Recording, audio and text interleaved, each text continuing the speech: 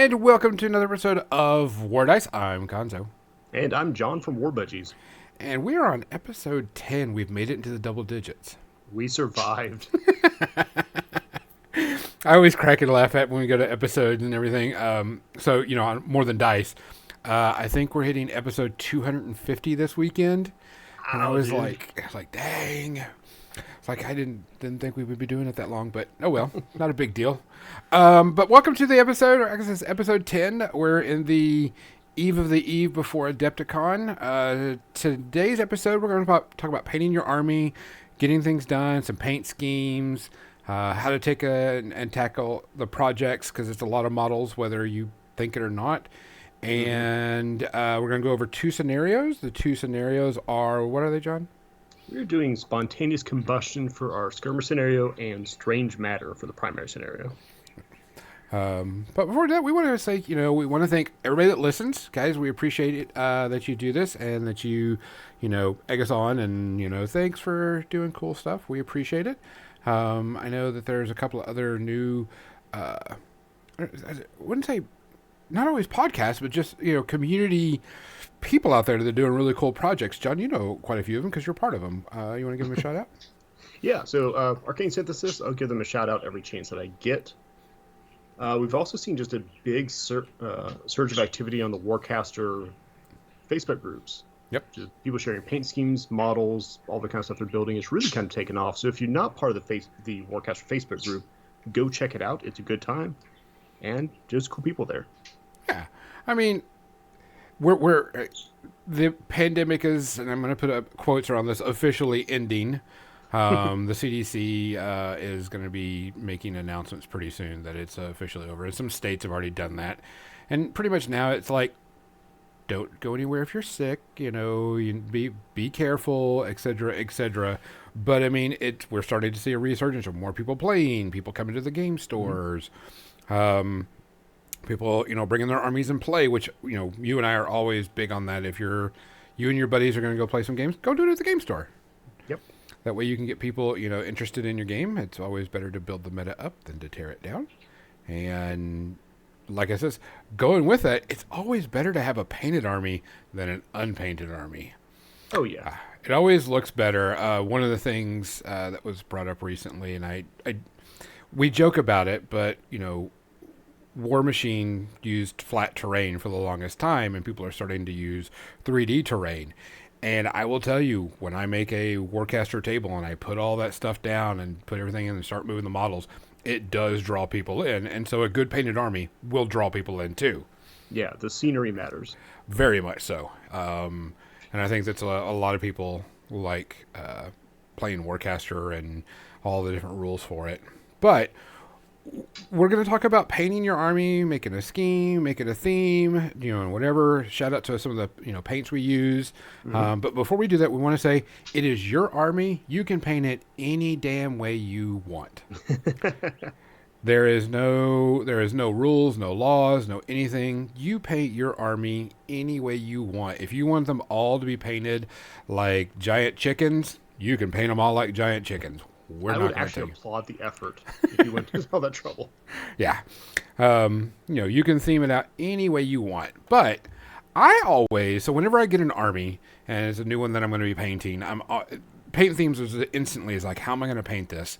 And I always kind of go like a fluffy route. I look and read about them and I'm like, okay, these guys are dark and mysterious. I'll think about a dark scheme. Or if they're, whatever, I'll paint them in a dark scheme, unless I've got like some really cool color palette in my head. But that's how I usually go with it. What is your like initial thoughts whenever you go and talk about painting your army? Well, I actually spilled my secrets a little bit when I did the Jericho Reach source book. There's a little painting guide in there for each of the 4 factions that I do, and I talk about in there kind of why I painted them the way I did.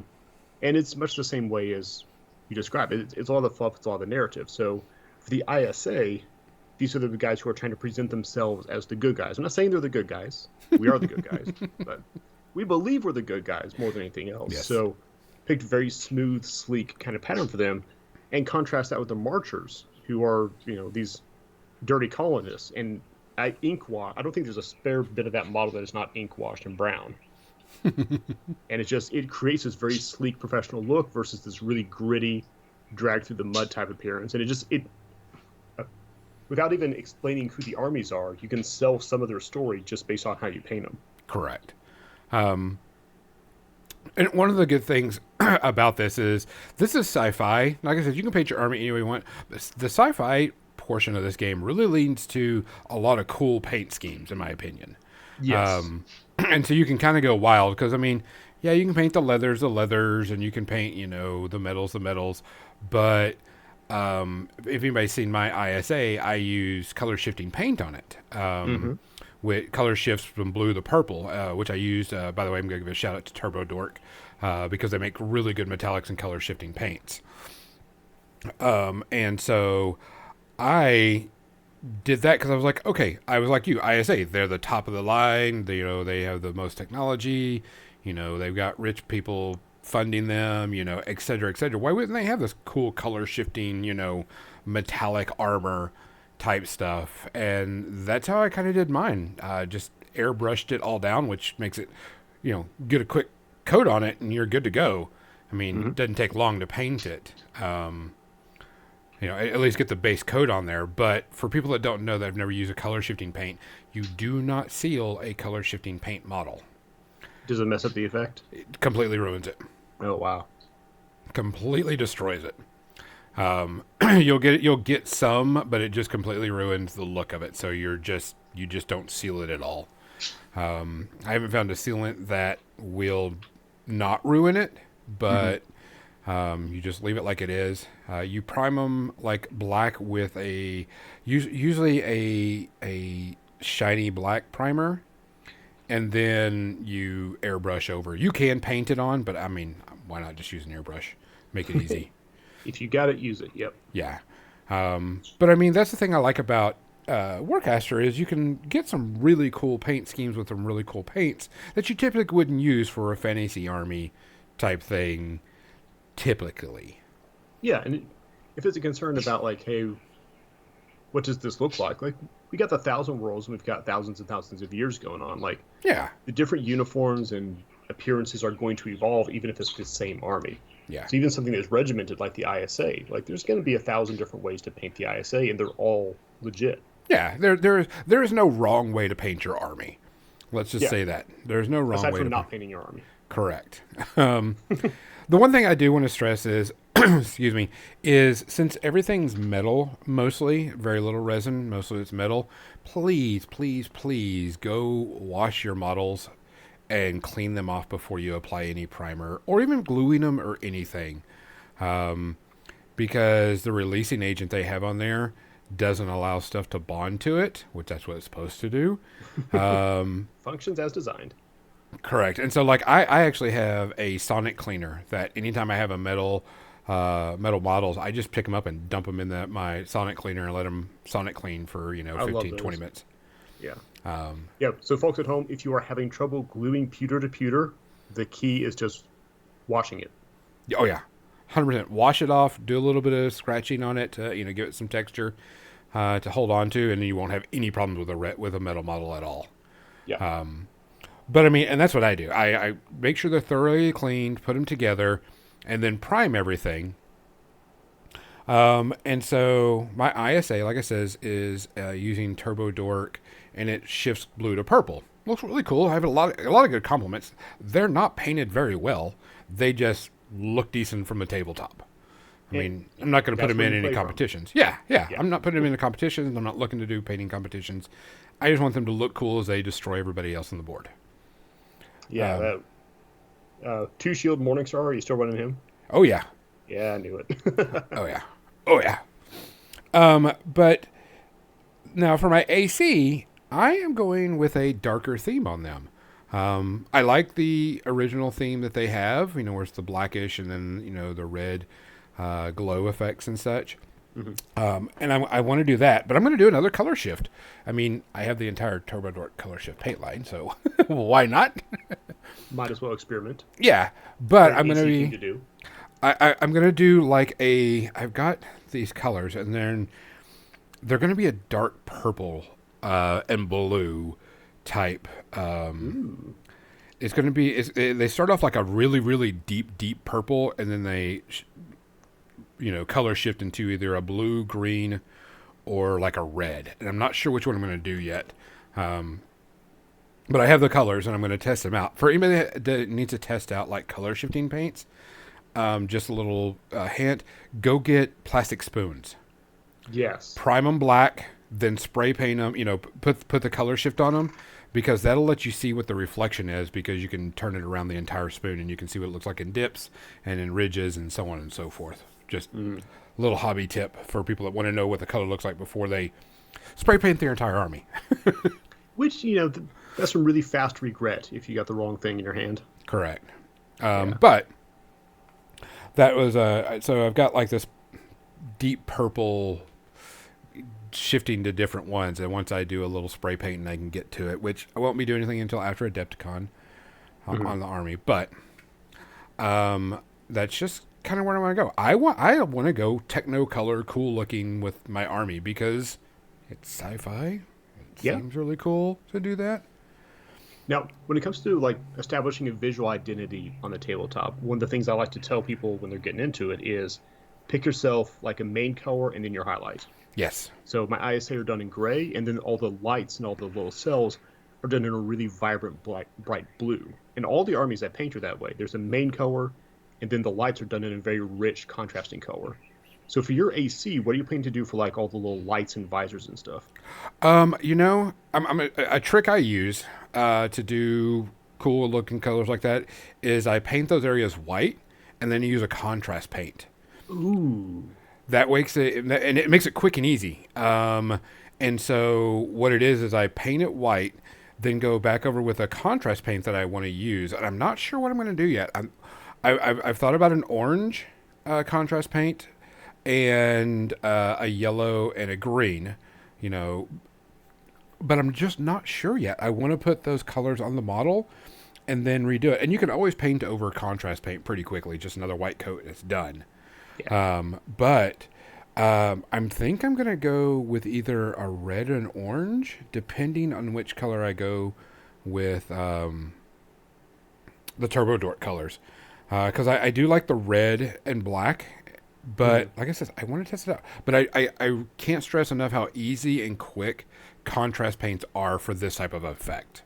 Yes. It's just paint it white, because it'll make, because that's what you're going to put the contrast paint on, and you just slap it in quick and you're done.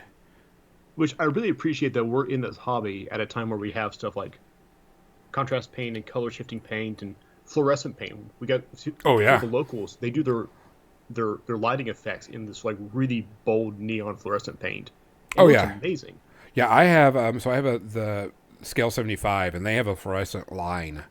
Yeah. And it is really, really good. And they're super, super bright. They're just not contrast paint type paints. They're just bright fluorescent acrylic paints. But you could do the same thing if you water it down and let it pool up and everything. But yeah, it's got to be very contrasting, because I want it to be like, and this is why I think I might go orange and red, just for the simple fact that AC are kind of like the spooky bad guys type thing. Walking through walls, sacrificing people, Everything about the Divine Tempest. Yeah. and I kind of want that type of, spooky, eerie feeling. So the reason why I'm not going to go with like a green, I think I'm going to go with like an orange or a red. Gotcha. But it'll just depend. It'll come and go once I figure it out. But I think an orange would be really cool because a purple and whatever, because it's going to color shift from a dark purple to something. And depending on what it was, orange would work with those a lot. I agree, and I'm sure I'm going to hate seeing it, because the next time I see it, I'll probably be playing against it. But I look forward to seeing it. Well, like I said, after Adepticon, because I have to finish my stuff for War Machine for Adepticon, I'm going to work on my AC. I've got to do the basing, because I'm going to do just a sand basing and probably do like a Martian red, type look. Gotcha. On it. So I'm not sure. That's just kind of maybe gray. I don't know. Just got to make it stand up. I have such decision paralysis when it comes to basing more than anything else. Well, I mean, the simple stuff, like if you just lay down, a sand base, get your smallest gravel bits and just lay it in there and then throw some quick, tufts of grass, you're done in type thing. That's the best way to do it. Oh, But yeah, I mean, like all my Riot Quest models are exactly that. They're just sand and grass tufts. but whenever you start to get things like my Kador Jack that I did, he's standing up on top of a special type of cork, and then I've got like icicles hanging down, and I'm like, why did I do that? Because now I got to do it for everybody. So the first models for the Orgoth that I got, the Gen Con box, I put them on little pieces of pine bark because it looks like the rock on like a shore or something. I was like, oh, this is gonna be cool. And every single model I get for the Orgoth, I'm regretting that because now I have to do that for every single one of these guys. Yeah. When I could just be using sand and grass tufts. Correct. But man, it was cool. Oh yeah, and it looks great. You just got to be willing to take that extra effort and put it into it. Yeah. But it's always good that when you paint your army that you get them. And I would say uniform is the best way to put it, but make them look like they all fit together. Yes. Mercs you don't have to worry about so much, in my opinion. Mercs, paint them any way you want because they're mercs. They do whatever. The wild cards, yeah. Yeah, the wild cards. But I like a theme on my faction. My AC's all going to have the same type of paint scheme. Nothing says you have to, but that's just kind of a personal belief on mine. And then the wild cards, I paint whatever I feel like. Now, if you're running something like Marchers and you really want to do like a mishmash of different colors, those are the kind of armies I think where that would fit really well. Oh, yeah. For Marchers, you could actually, paint like different pieces of the armor a different color because, like in their, I don't want to say they're fluff, but, their history is like they're piecemealing things together because they don't have huge backings. So it would be cool if you did like a patchwork armor, like this piece is blue and purple and, you pick a main scheme, but like a hip pad or, something else is, a different color. Yep. That stolen from somebody else, which that would fit very well with them. Yeah, and absolute bonus points if the paint scheme on those bits of armor matches your friend's ISA armor. Because I stole it. Tactical acquisition, we call that. But I mean, that's what I like to do. Is I like to have a theme, like to get it going, just kind of go with it. But I mean, that's a lot of models. There's a ton of models. Even in Warcaster being a small amount of models to put on the board compared to a lot of other games, it's still a decent amount. I mean, I've probably got about 50 models over there or more that I want to paint up for AC, and that can be a daunting task for people. Yeah. Just to look at it. And a lot of things that I suggest that if you're going to be painting an army, break it down. Paint something that you really don't want to paint first and finish it, and then paint something you really, really, really, really want to paint. Yes. It gives you that incentive to finish it. Yeah, 'cause I don't know about you, man. I hate batch painting. Oh, yeah. Is my single biggest problem with playing War Machine is I'll sit down and be like, okay, now I have to paint 10 of these guys who all look almost the exact same. Yeah. It's annoying, and it's just monotonous because you're like working at a factory. All right, here's all the browns, and it's all in the same spot, and type thing. But I mean, I find that if of course, Warcaster, we got 3-man units, or 2-man, depending on what you're playing. It can make it a little bit easier. Yeah. Like 3 people, even though you may be playing 2 units the same, you could do, a 3-man unit, go to a vehicle, then do another 3-man unit, then do a solo, and break it up and put it in chunks. And I'm not saying leave the worst for the last, but that doesn't hurt.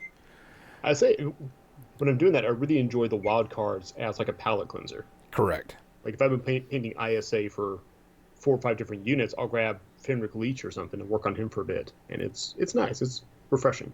Yeah, and like I said, you don't have to completely paint the entire model. You're like, all right, I got all the base colors on it. I'm gonna go work on this solo for a little bit. Yeah. And I'm like, okay, gotta let that dry. I can go back to my 3-man unit and I'll add the leather. Yep. Type thing. Don't burn yourself out on it because you're not going to want to finish anything. Yeah, burnt out in painting is a very real and very obvious thing. Yeah. You will know when it's you. Yes, very much so. And you'll be like, oh, I gotta paint. Which I'm kind of that way with my Orgoth right now, and not because I don't want to paint them. It's just I know I have to get them done for Adepticon. Yeah, you're on a timer and deadline. Yeah, which is not too bad. I mean, it's 20 some odd days away, so I don't have to rush it. I can take it in batches, type Yeah. thing. So it's not that bad. But one of the things I talk about in the Jericho Reach source book is for all the paint schemes I did for my Warcaster, because obviously I'm trying to paint up 4 different armies for the one channel. And it's like I wanted something that was going to look good on camera, but was also easy to do Oh yeah. over and over and over again. And I've been so grateful every time that I made that decision, because if this was super detailed work, oh my god, I'd never finish. Yeah, and like I said, there's a lot of good techniques you can do to get an army painted quick. Another game I play, and I'm just quick for them, is I do BattleTech, and I like playing BattleTech, and they're small models and they're all different. But contrast paint, I will tell you, has saved me so many times on making really quick paint schemes. Oh, I bet, yeah. I mean, you prime them white, you wash it over whatever color you want to wash it over, then you dry brush it a little bit, and then you hit the details. You could do that with any army, anytime, and it saves so much time. If you're not looking to, make this a golden demon winning, or you don't care, you just want something to look nice and to put it on the board and have a good time with it. Contrast paints are the way to go. I'm not going to dog anybody for using contrast paints. Not at all. And if it's a unit that you really like, you can always go back later and make it look nicer. Yeah, and touch it up and add a little bit more detail. Yeah. But I mean, there's plenty of ways to get an army on the table quick. There's this contrast paint, dry brushing. I mean, you could technically, I could take one of the AC models, prime them black, dry brush them metal, I have all the metal bits, dry brushed metal, and then a little bit of highlight on those, and then all the cloth painted black, and then do, just a color inside the, the glowy bits, and be done. And that's almost exactly how my AC are. Yeah. So an ink wash in there, and that's it. Yeah. Do a good no oil wash or whatever, and, you're good to go. You got, you've got your scheme, and you've got it done. I mean, and there's ways to do it without making it look horrible. That's the best way to put it. Yes, it does. It still takes some practice. Yeah, but there are plenty of things that you can do. Like I said, and basing is always that iffy. Like, oh crap, how am I going to do it? And then you oh, this looks really cool. Crap, now I have to do it on 50 models. Yeah. So, secret of the trade here: for all the models in the Jericho Reach show, I've got these sheets of plastic card that's got like a diamond plate sort of pattern on it. Mm-hmm. That's all I use. I cut circles out of that and I drop it in the base, and that's it. Oh, and so yeah, there's a ton of places that make inserts for bases that you can plop down. Or you can take and fill it with green stuff and then do a roller over the top of it.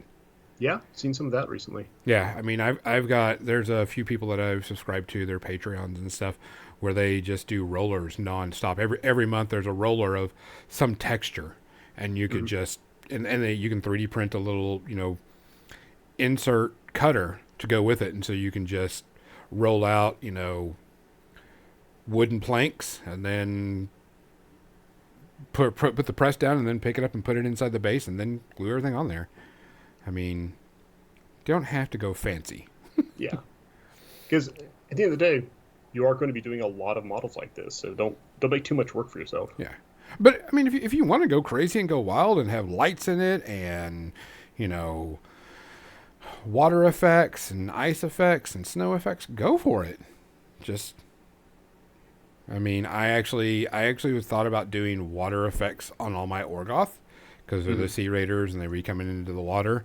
And I did one and I was like, nope, not going to do this for the entire army. And so I ripped that model off its base and put it in a new base and went with that. And I was like, just too much effort. I have an army for another miniatures game where they're all standing on the shore. So they're all on pine bark rocks with water around them. And it was such a giant pain to do like 40, 50 models like that I was, when it came to the Orgoth, it's just going to be the rock, no water. Yeah. I mean, mine, I use a crackle mud on mine. And so you paint that on and then let it crackle up. And then I paint it up and dry brush it a little bit. And then, put some flowers on it and good to go. Yeah. So there's some really, really cool tools out there to make it really easy. Oh, yeah. And if you want hints or anything, asking, the Facebook groups, people are people are always willing to show off their models. I don't care what anybody says. Yeah. When someone says, hey, show me your models, everybody comes out and shows their models. And you can get good ideas from, everybody on this stuff. So, I mean, don't hesitate to ask questions. There are plenty of streamers or, channels that you can look at for quick and easy basing. I know that like everybody's like, I watch this guy because he's amazing and he can paint, this model, no time flat and it looks like a golden demon winning thing. But I'll tell you, there are quick and easy ways, and they'll tell you, like, yeah, I'm doing this because I want to, but if I was going to make it easy, here's how I would do it. An easy 10-minute basing type thing. But, like I said, I like to do mine. I'm going to do another color shifting army, and it's going to be a purple from Turbo Dork with theirs, and I'll airbrush the entire army and then, start to detail it out. Yeah. What model I'm going to paint first in that, I have no clue. I mean, the AC models, they're just badass. The Neko Sphinx, the giant cat model. All right. Well, I have two of those, so yeah, I can work on two of those. Yeah, that is the first thing that I would want to paint up out of that box. I don't have that box yet, but that would be top of my list. Yeah, I think that's what I would. Okay, I'll probably do that one first. I I have everything, but still. Yeah. You have two of everything because you're a psychopath. What? No, not me. You're a friendly psychopath, but you're still a psychopath. Well.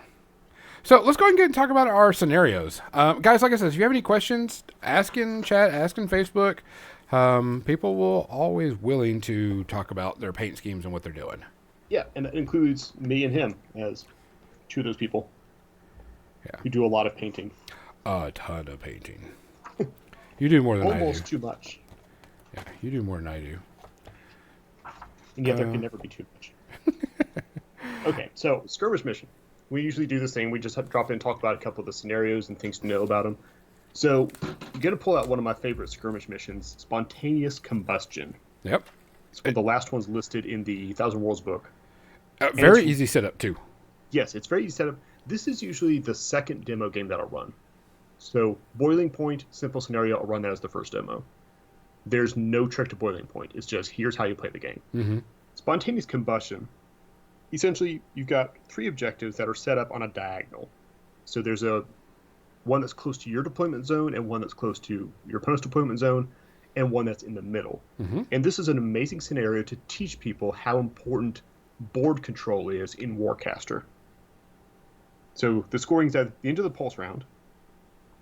But the way it works is not escalation scoring. It doesn't change per turn. What happens is, if you score the objective closest to you, that's 1 point. The center objective is 2 points. Mm-hmm. And the objective that's closest to your enemy is 3 points. Yep. So it becomes incredibly valuable, borderline vital, to surge forward and not just sit and camp on your spot. But it's also that not everybody can score these objectives. Because it says skirmish. Is it? I believe we can. Any unit. Sorry. You can make me look stuff up. Yep. Any units can secure these, which is something that people got to think about whenever they're because I just read through it quickly and noticed that because usually it's only troops. That's very common for only squads, I should say. Yeah.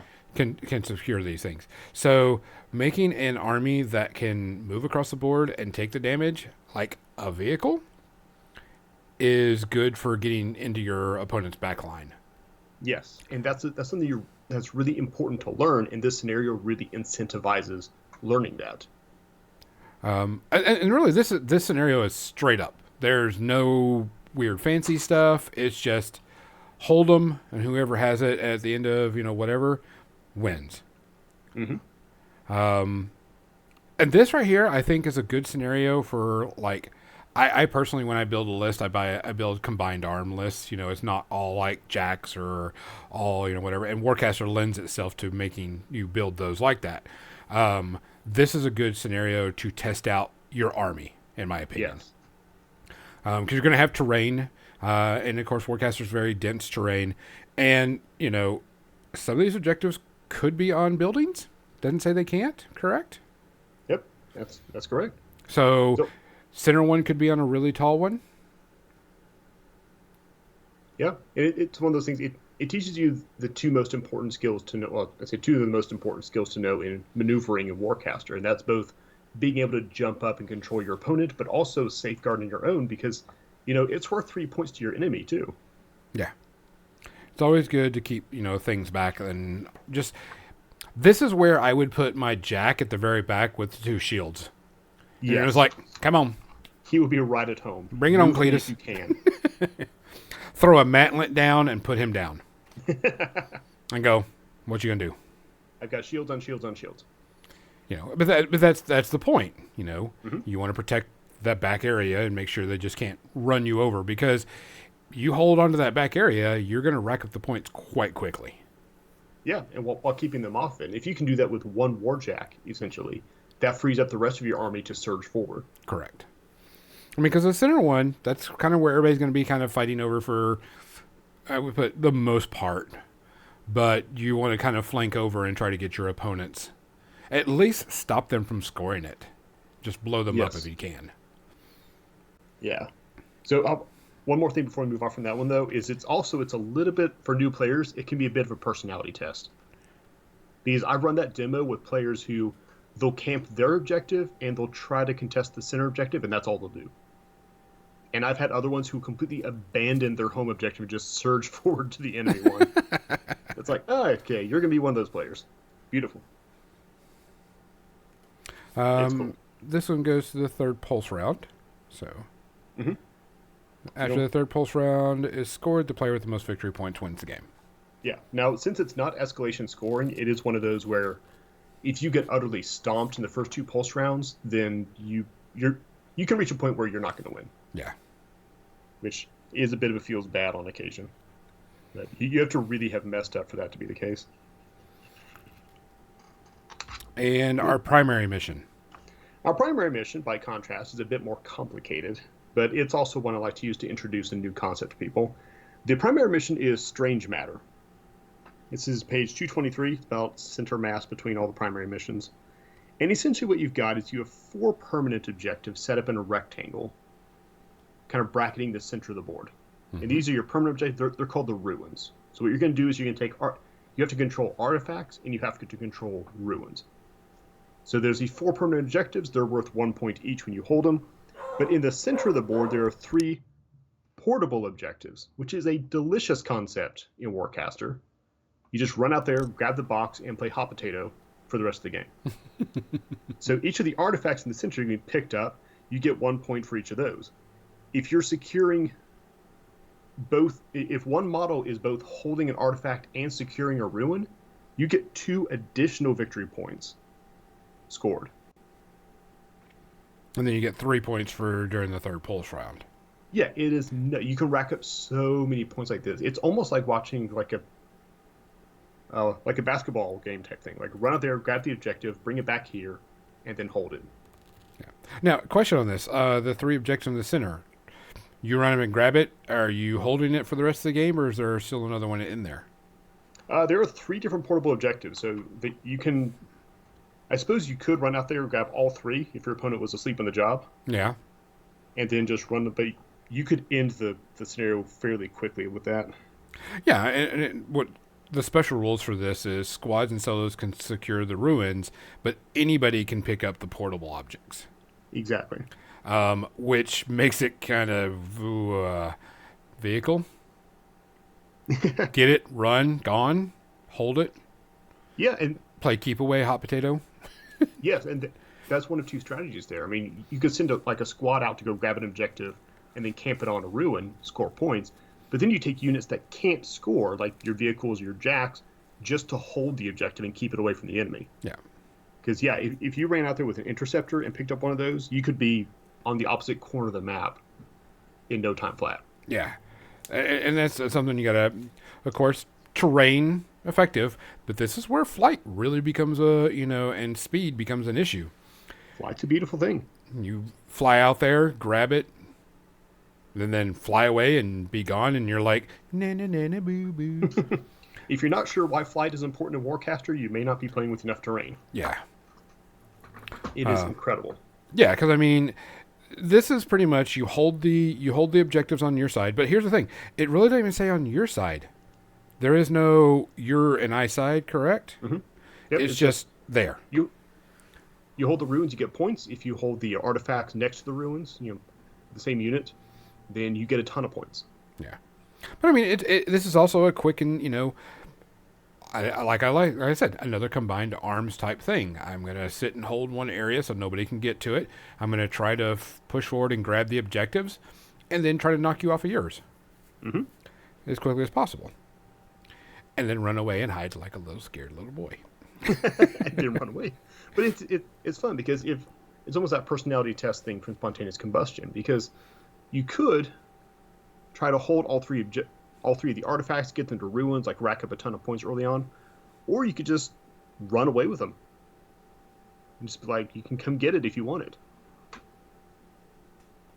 Yeah, I mean, like I said, this is a pretty simple type thing, but it's got the new carry objectives, what I think is great.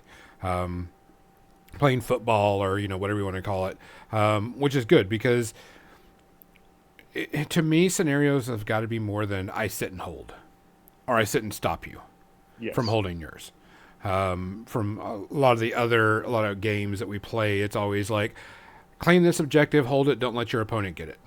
Okay, yep. We've been there, we've done that. This was like, I'm going to secure my spots that I can, but then I'm going to steal those objectives and I'm going to run with them and hide. Yeah. Or just play keep away. Yeah, and that's how we get my point advantage over you, or however you want to handle it.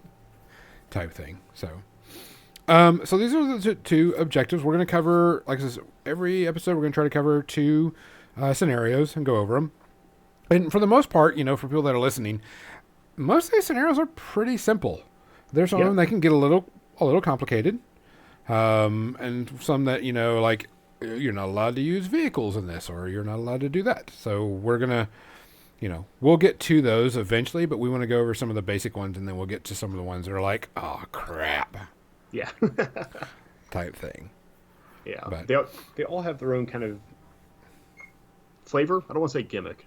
Yeah. They all have different flavors to them, and it creates a really varied experience considering how few scenarios actually exist. Yeah. For now. I mean, we're doing the ones that are in, of course, the Thousand World book.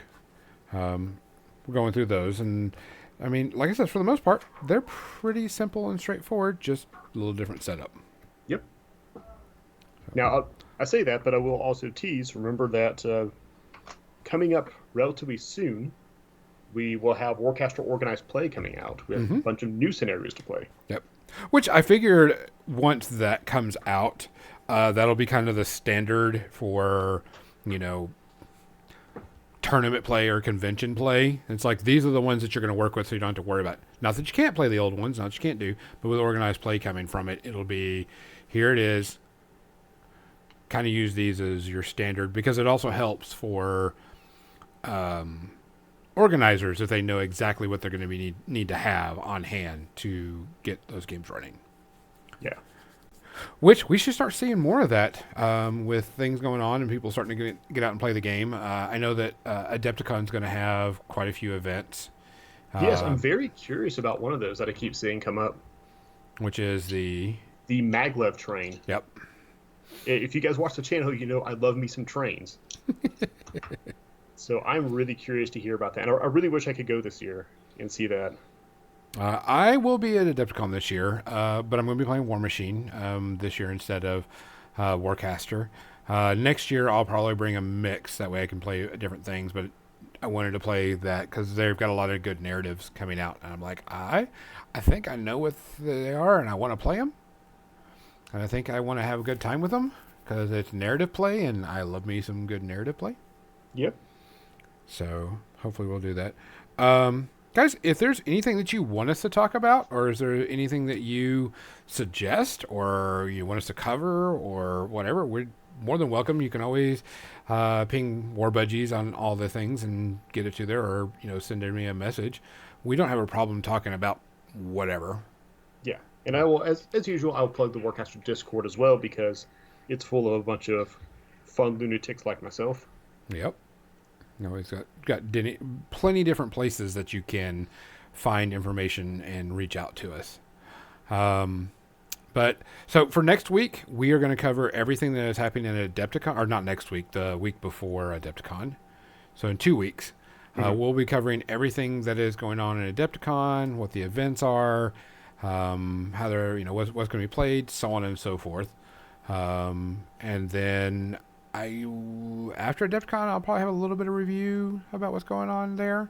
Because I'll definitely be looking and finding out what's going on in Adepticon Warcaster wise. Yeah.